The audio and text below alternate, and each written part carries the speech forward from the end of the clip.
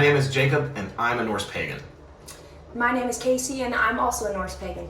Ever since I started the Wisdom of Odin, I've gotten tons of messages from people who are, 18 and below, people in the teens, or people who don't have yet, achieved financial independence.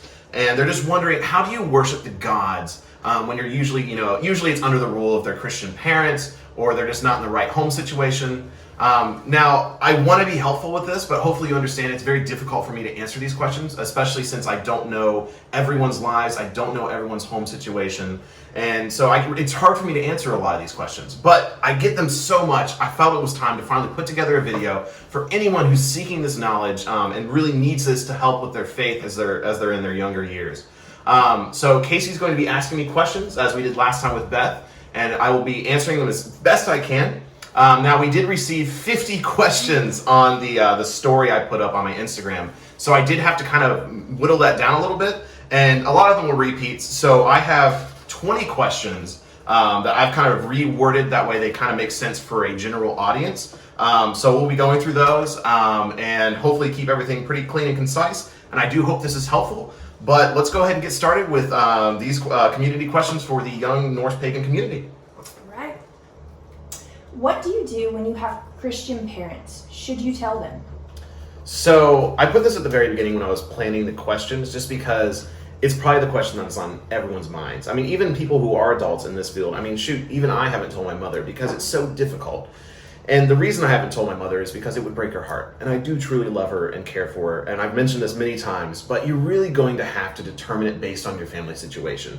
If you have very open parents and a very open family, please tell them. They'll probably be excited for you. The first person I told was my Christian uncle, because I knew he would be excited for me. But the last person I'm going to tell is my mother, who is not going to be excited for me. So especially if you're living in that household and you're living under that roof of a Christian parentage that isn't going to accept it, or you're going to church all the time, I would always recommend just kind of playing it cool for a bit. I know this is a very passionate faith. I have a lot of passion, and so I want you to go out there and scream Odin's name from the side of a mountain. But when you're under the roof of your parents, you do still have to respect them. And that's what makes these questions so hard, is I want you to still respect your parents, because this is a very respectful faith. If your parents treat you right, and they do keep you well fed, well clothed, have a roof over your head, and they treat you well, respect your parents. I'm not going to tell you to go be rebellious. Now, naturally, if you're in an abusive household, I do have to say, I'm not the person to help you. Please seek help otherwise. But if you truly care about this faith and you really want to learn more, the best thing you can do is just practice quietly if you're not in that comfortable environment to necessarily say your faith. What offerings can you give as a young pagan? So I get this question. This is probably the most popular question I get, next to what I do if I have Christian parents, because a lot of times I give alcohol. Obviously, I'm almost 26, so I can give alcohol, and I do recommend, especially with Odin, to give things like whiskey or moonshine or vodka. But if you're below the age of 21, you can't give these things necessarily, or I can't legally advise you to give these things. So what I usually recommend, my go-to thing, is get something fresh, like a fresh cider, or something like just a freshly squeezed juice, something that has love in it still, something that still required time to make. And that way it's still showing effort. Don't give Odin Mountain Dew. That's one of the things I'm don't give them anything processed, as best you can. Obviously, you can't control everything, and especially if it's hard to get these things, but do your best to get something that has value and something that is, in some way not processed, or, just show some kind of love and worth within the offering. So, last thing I'll say on offering, so obviously you can't give alcohol, but give something freshly, fresh juices or something like that. But you can also give things like bread, or, some kind of meat if you can get a hold of it, or even flowers. Go into a field, pick some flowers, and anything that shows the gods' effort. You're doing this at such a young age, the gods are surely going to take interest, because you're taking that first big step on your own to give to them. What ceremonies can you perform? Okay, so this is a good segue, because obviously this all depends on your home situation. If you've told your parents, they're like, I'm so happy you're a pagan, obviously they're probably going to let you have an altar or an outside altar, and then you can practice your religion there. But if you're still, I know probably a lot of us are not going to have that home altar until we gain, independence. But what you can do, and I don't know where everyone lives in somewhere different. If you live in Manhattan, this isn't necessarily going to apply. But as best you can, try to get into nature. I know even when I was 14 or 15, my parents started letting me like venture out more. Whether it was going hang out with my friends or just wander around the town. As soon as you can do that, go into nature, just go into a thicket of trees and just commune with the gods. And by that, just talk to them. Once again, you're doing this at such a young age. You do not have to perform these massive rituals yet. The time will come. You have plenty of time to do that. For right now, talking to the gods, having, building some stone, structures, putting some sticks together to make runes, leaving flowers in a beautiful pattern. That's what you can do. Once again, the gods don't expect you to have this massive bonfire and, have a bunch of people there. That'll come in time. But for right now, just stick to the simple and, just easy rituals. Can gods be mad at you?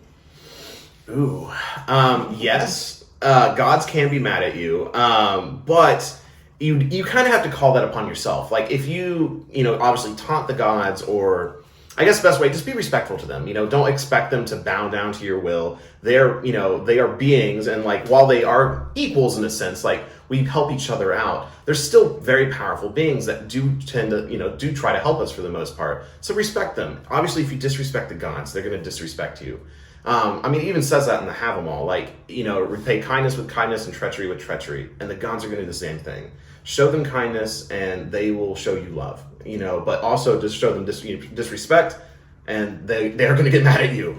Also, I think there's a question about oaths maybe, but basically if you be careful with oaths. Don't go around making oaths to gods that you don't quite understand yet. I know it's so easy. I remember when I was, a teenager, I would promise things all the time. I'm like, I promise I'll do this. I promise I'll do that. And like never follow up on it. Promises are very sacred in this faith. So just be very careful. And I would almost recommend not making any promises until you truly understand the weight of it. I only have one oath really, and that's to Odin. And I was very sure I knew what I was doing when I made that oath. So just be careful, be respectful, and the gods will take care of you. Do you have to love all of the gods? No, you don't have to love all the gods. Now, it's like, when I say I'm a Norse pagan, and it's like, I'm kind of invoking the idea that, like, the Norse pantheon, like, I know who a lot of the gods are, but, like, I don't talk to Skadi, necessarily, and I'm trying to build a relationship with Oler, and I haven't really talked to Freya, and it's just like any group of people, or, like, you're not going to necessarily know everyone in a group of people, but you can still show mutual respect. While I don't have personal relationships with all the gods, I have respect for them, and I have love for gods like Odin and Bragi and Thor. So you don't have to have a relationship with all of them. In fact, some of you might only have relationships with one or two. Odin will always be my main patron god, but I will always try to build these relationships with the other ones.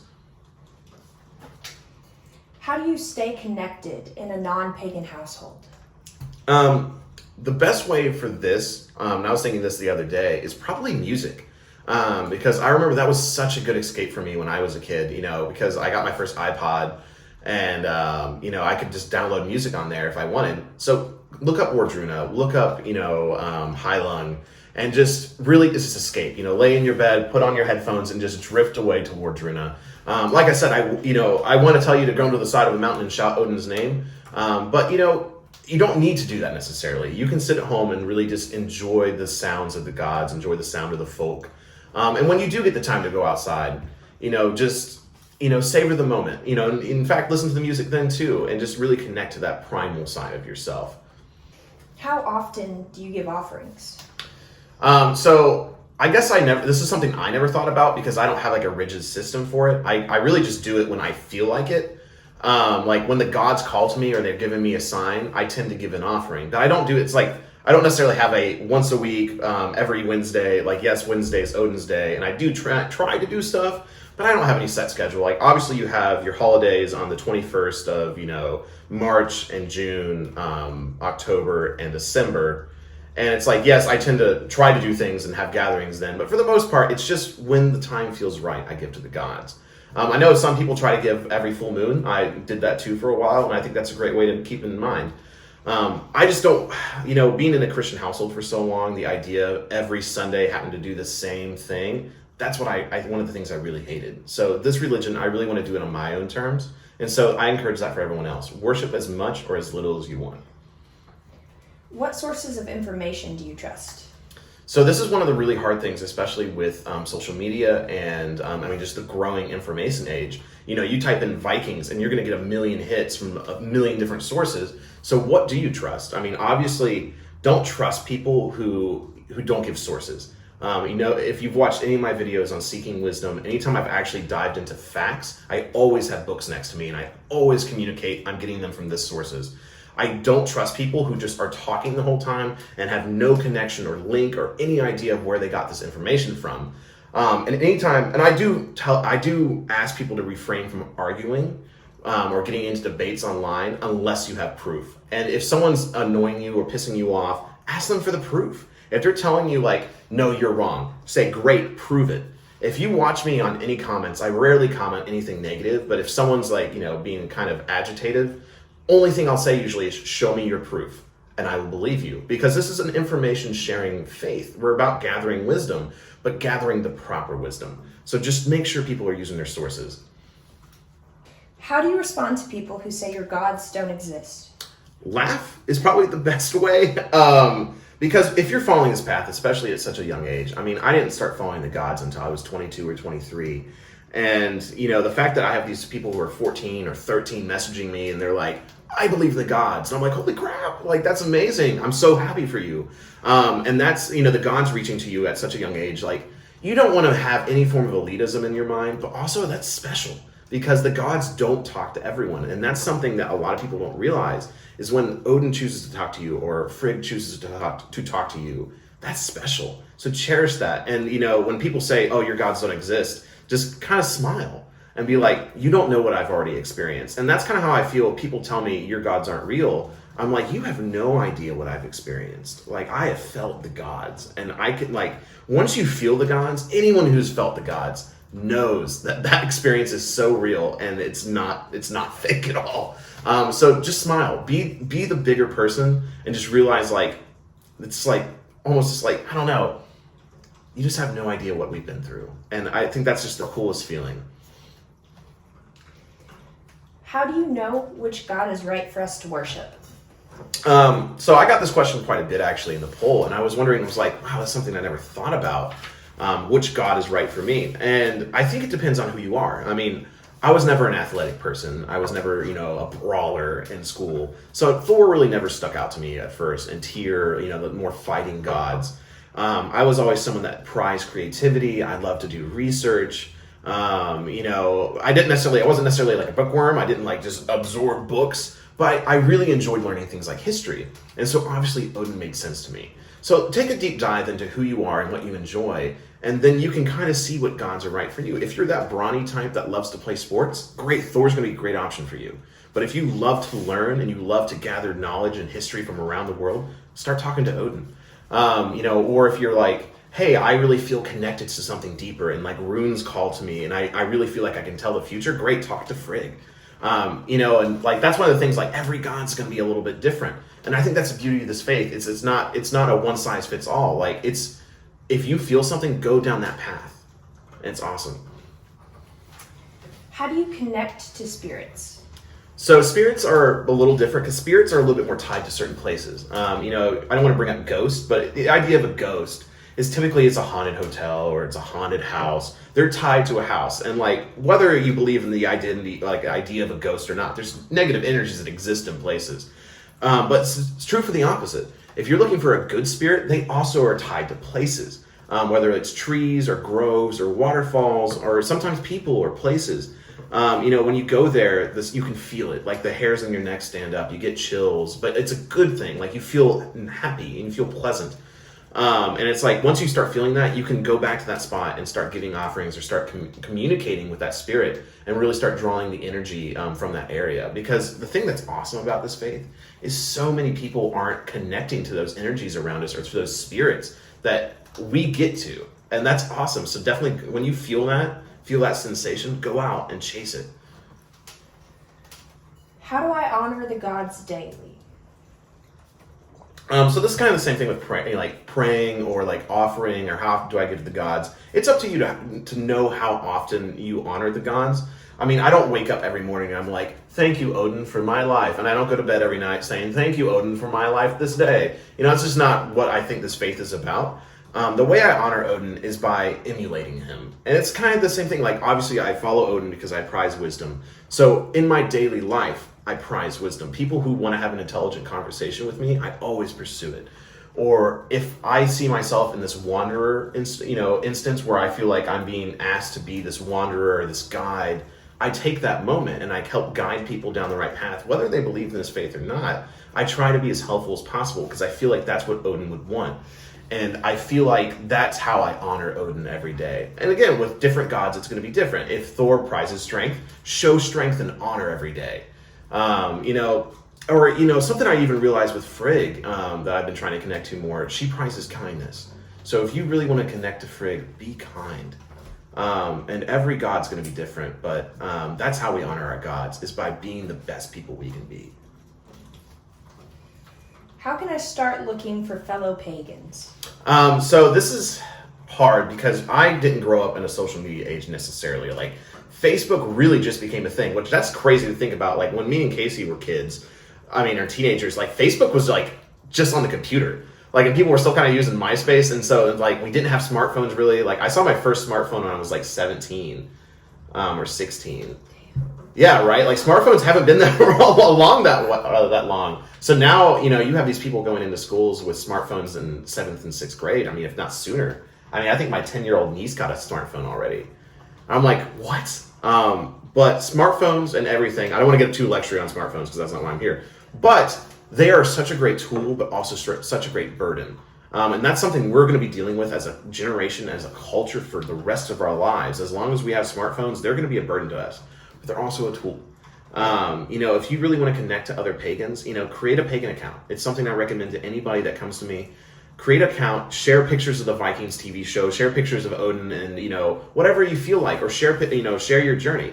Obviously, be safe. Social media is a very dangerous place. We all know that. I think anyone who's been on social media for a day realizes it's very difficult to navigate. But I have found the pagan community is a very strong and wonderful community. While it's harder for me to connect to everyone on an individual level, I've met so many people that are willing to talk to you and willing to share in your experience and share in your love for these gods. So use social media to your advantage. But as far as like a local level, I've found that having a Mjolnir helps me a lot, because a lot of people just see it as a necklace. They kind of like, oh, cool necklace, bro, and keep going. But I've also noticed that people know this faith. They recognize the Mjolnir, and they'll stop and have a conversation. So get yourself a Mjolnir in some way. Parents might not even notice. Like, you're just like, I think Vikings are cool. My mom doesn't even say, she's like, that's a cool necklace, and just keeps going.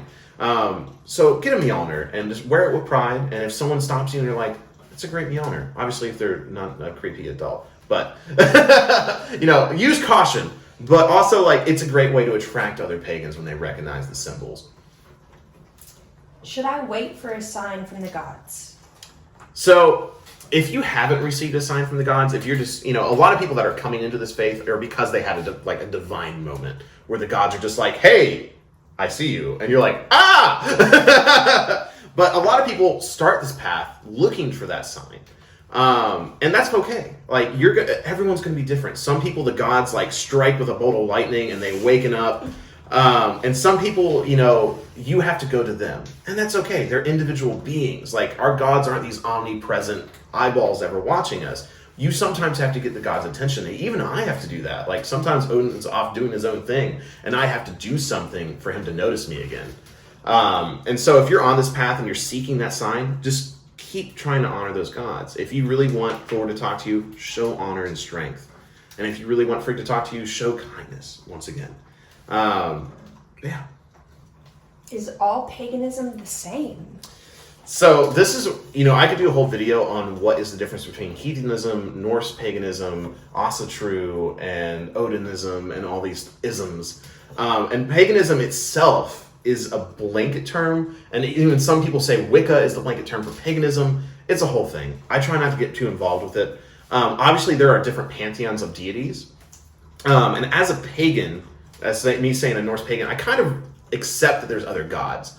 Like, and that's kind of the beauty of Norse paganism, is like you have the Aesir, you have a main pantheon of deities like Odin and Thor, but then you have the Vanir, which are kind of just the nature deities. And basically all the other gods get kind of thrown into the Vanir. And it's like, yeah, like Zeus would probably just be considered a Vanir. Or, maybe you even start diving in and like maybe Zeus is Odin or Thor, and you're like, oh, this is too much. But don't dive too deep into it. Paganism, it's just a blanket term, really. Normally, I just say it because it's so much easier to say Norse pagan than it is to say, yeah, I'm a devout follower of Odin, but I dabble in Thor and I dabble in Frigg. This is my religious path. I don't necessarily need a name for it. But no, not all paganism is the same, is I guess the most basic answer. How do we celebrate holidays? So, like I said, I don't try to have an every week, every day ritual, but for the holidays, I do try to do something. So the equinoxes and the solstices, which are typically the holidays for paganism, I do try to do something. If there's one day you want to try to go out into the woods and commune with the gods, do them on the solstices or the equinoxes. Or if there's a day that you want to do something special, try to do them on those days, because the energy in the world is higher on those days. And obviously, once you start gaining independence, you can start gathering, because I think those are the best times to gather people, is on those special days. Is this religion only for white people?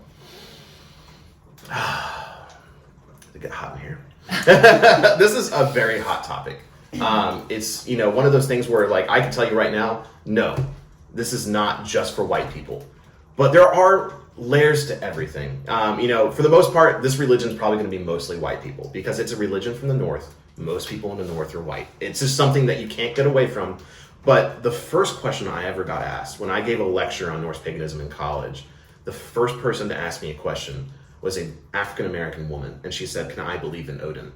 And I was the same thing. It was like, whoa, did it get hot in here? Because it's like, those are things I don't prepare myself for. But I think I had the most pure and natural reaction when I answered that question. I was like, I found this path because I followed the roots of my ancestors. And I would recommend everyone try to do that. But if you're telling me that you feel Odin, welcome, sister. Welcome, brother. Welcome to this faith. Who am I to deny the gods talking to you? Clearly they see something in you. And I think that's the best way to put it. And we're going to be fighting white supremacists for a long time because, like I said, make them show you proof. If someone says this is only for white people, show me the proof. There is no proof in any of our ancient sources that show this faith is only for white people.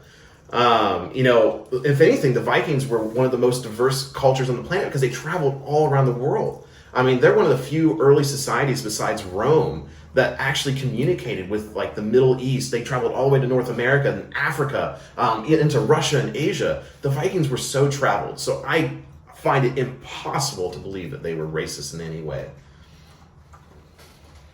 Do you need a patron deity? So obviously my patron is Odin. And I know quite a few people who have patrons but still worship many gods. I find it's pretty common for people to have a patron. I forget the exact term, but there's actually a term where this religion isn't actually polytheistic. There's another term where it's kind of like you choose a deity, but you recognize other gods. And I kind of find that to be true in a way. Like, most people tend to adhere to one god. But I also know, people that worship all the gods. It's kind of up to you. I felt very connected to Odin. I know people that feel very connected to Tyr, or people that feel very connected to Thor. It's up to you. If you want to devout yourself to one god in particular, that's great. Just, know which god you're dealing with. The only thing I'll throw in there is, like, obviously Loki is an interesting note, because he's not a god of evil, he's a god of chaos, and chaos goes both ways, but it pulls everyone into it. So if you're like, Loki is my patron, know that that's a dangerous road. You might get a lot from it, but you might get a lot taken away from you. Same thing with, like, someone like Hel. If you want to reach Hel, for some reason, I've met people that worship Hel. Very interesting people. You have to be a very interesting person to worship Hel. They're like, but man, they are destined to worship Hel, because they're like, yeah, I went outside and I just saw a dead rat on the side of the road and I brought it back and I just made some art out of its bones. And you're like, you were meant to worship Hel. And so just, be careful who you choose. But I think most people end up finding a patron. Okay, so we messed up. We actually forgot one question. So I'm recording that as I found it in editing, so I actually do answer it. But this is also a really great time to tell you how sorry I am that my hair had that little fleck of hair just curling out. Maybe you haven't seen it. Maybe it hasn't bothered you, but it's bothered me for the hour or so I've been editing this. It just stares at me and laughs at me. And I remember right before we filmed, I looked at Casey and I said, Casey, does my hair look good? And she says, yes. So she let me down. But also she was like, my hair looked messy too. So we let each other down. Anyways, it's all in good fun. But the last question I forgot to actually put in here was how to properly study. That seems like a question a lot of people are asking. Obviously, I recommend getting a Poetic Edda if you can. Obviously, see if your library can get it for you, or any online sources. Usually, you can find the Poetic Edda online for free. They're usually bad translations, like they're really old English, but you can find them. So get a Poetic Edda some way, somehow, because that is the best source of information you'll ever get. But always, Jackson Crawford's YouTube channel is great. Björn Bull Hansen's a great person to watch on YouTube as well. Just, make sure your sources are reliable and take notes. I started taking notes when I was in college of this, and I actually enjoyed it. When I actually went down this path, I learned that I loved taking notes way more because I actually never took notes in high school or college. I just didn't enjoy it. But when I started researching the gods, I was like, wow, I actually kind of like researching this stuff because I feel like it's making me a better person, and making me more of who I'm supposed to be. So yeah, look into getting a Poetic Edda, but also just take notes, record your journey. I think that's a really important step for someone that's really wanting to get into this faith. Notice how I put on a hat too to hide my hair. I need a haircut so bad. All right, back to the actual video. Do you have any final advice for young pagans? So, bringing it back to like question one, I think the big thing on a lot of people's minds are, what do I do if I have Christian parents? I live in a Christian household. So the best thing I can tell you is just be patient. People, I know when I was young, I didn't like hearing it. Just wait till wait till adulthood. Just wait till you become an adult. Or, this isn't, the childhood and teenagehood isn't the rest of your life. Like, now that I've been in my 20s for 5 or almost 6 years, life is long. Life is very long. And you're going to have plenty of time to worship the gods. And I'm so excited for you to do it at such a young age. But don't think that this is the only time in your life you get to do it. You're making the first steps into worshiping these gods. And when you do find that independence, you're going to be so powerful in this faith. You're going to be so connected to the energies. You're going to have such an amazing time. Don't put so much weight on these early years. And don't put yourself in a situation where you destroy your connection with your family. Family is important no matter if my parents are Christian. I love my parents and I always will. And I don't want them to be Norse pagan. Because that's not what this is about. Love your family if they love you. But just treat everyone with kindness and respect. Don't try to just rub this in people's faces. And this faith is wonderful. Don't overcomplicate it. Just enjoy it. So as I did in my video with Beth, I did want to sit down for a moment. If Casey had anything she wanted to add, she was really trying hard not to say anything because we were trying to keep this down pretty good.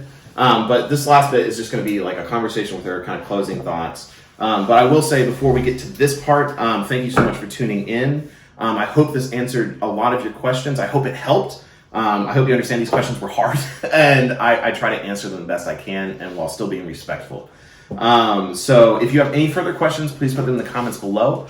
But otherwise, until the skull. But let's hear any closing thoughts. Oh man. Yeah, there was so much coming through at the time, and now that I know I can talk, it's almost harder. But I feel like the biggest thing that kept coming up for me when you were talking about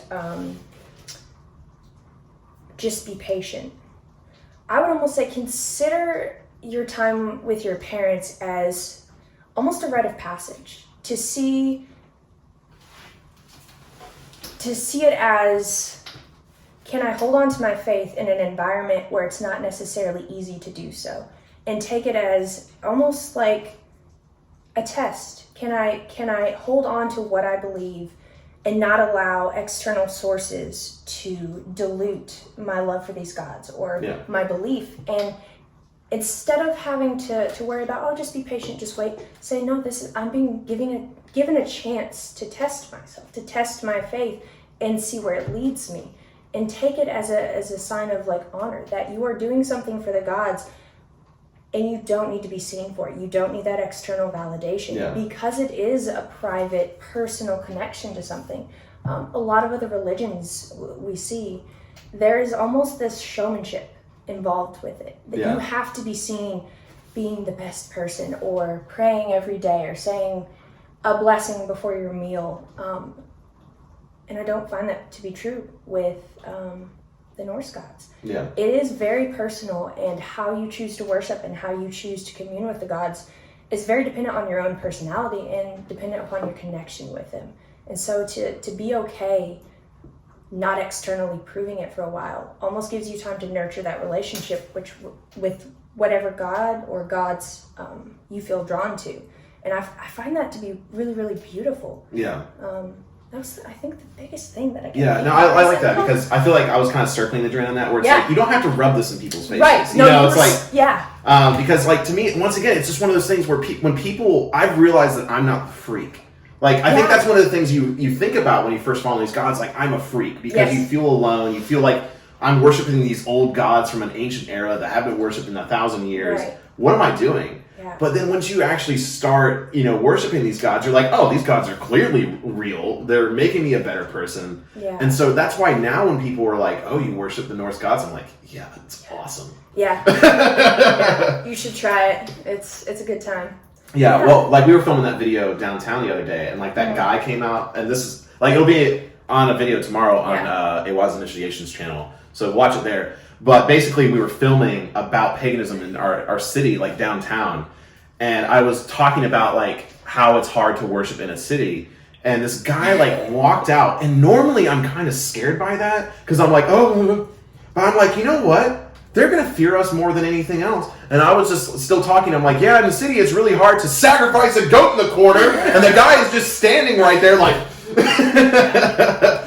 and that's something that, like, someone, told me, it's like, once you start really connecting to this faith, you no longer are scared of the woods. The woods are scared of you. And it's kind of the same with, like, you shouldn't be scared of the way people think about you. They will more or less be fearful of, like, how passionate and magical you become when you start following these gods. Yeah. People fear what they don't understand. Yeah. It's a natural response, especially in terms of religion. We're learned to definitely, especially in like popular culture. Yeah. People fear religions they don't understand because, we're so used to having just a few to pick from, if you will. And there are catastrophic outcomes to picking wrong, depending on what you believe. And so to have a faith where you don't have to have that fear anymore, it really messes with people's brains that go, I don't know what that's like.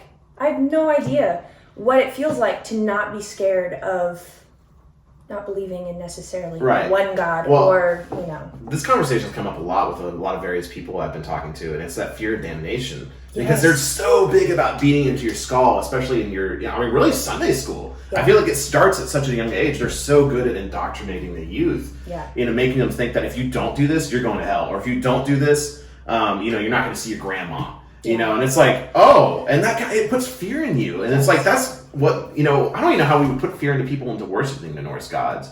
Like, if you don't do this, I'll raid your village. I guess. But there's nothing from the gods, I feel like, that can force people into this faith. It's more of like, yo, we're having a great time. Yeah. Do you want to come with? Yeah. And that's so much better. Yeah. I feel like it is, and we were talking about this when we were watching Last Kingdom, it is a celebration of life. Like, the whole religion, if you will, it's just one big celebration and appreciation for life. And I feel like, especially growing up in a Christian household, I was taught that I had to withhold things from myself. I had to suffer to feel worthy, instead of really appreciating what I had and what I deserved to strive for, what I deserved to make out of my life. And I feel like with the Norse gods, I'm like, I'd appreciate a rainy day when other people are like, oh, this is shit. Oh, it was thundering too earlier. Oh, that's when I was like, it's time to go to Jacob's. It's time. Okay, I hear it. Yeah, no, I think I literally heard like a crow and then thunder. I'm like, yes, today's the day. I sent that crow. I was like, go tell him I'm coming. But yeah, I feel like it is such an appreciation for life. I've gained so much gratitude since learning about the gods that I don't think I would have found any other way, because I feel like a lot of guilt has been removed. Like, Yeah. if that makes any sense. It was the original sin that was removed. Bruh. So again, thank you so much for joining in. Thank you so much for helping me out, Casey. I appreciate it. And thank you. I really hope we helped you. I really hope we helped you on your path, especially as a young pagan. Once again, like, congratulations. You started a path so early. I mean, this is typically a path someone doesn't start until they get into their adulthood and they really start getting into life. And you realize that, like, life isn't easy. And I feel like once you start realizing life isn't easy, that's when you find the gods and the gods find you. Yeah. So I'm sorry if your life hasn't been easy so far. But also, once again, congratulations. You've made your first steps into the Norse pagan path. I hope to see you in the hall one day when you can legally go there. But until next time, thank you and skull. Say skull. Skull. Nice. Oh. That's going to be cool.